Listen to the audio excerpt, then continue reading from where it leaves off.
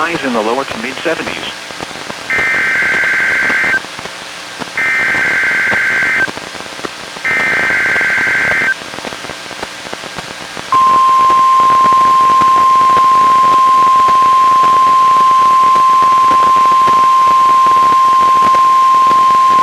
This is a test of the emergency alert system and NOAA weather radio's warning alarm. During potentially hazardous weather situations, the National Weather Service transmits a signal that automatically activates specially built receivers to warn of the impending hazard. Tests of the receivers are normally conducted by the National Weather Service every Wednesday near 12 noon.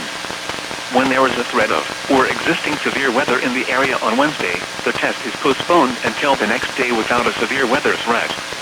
The following tones will conclude this test.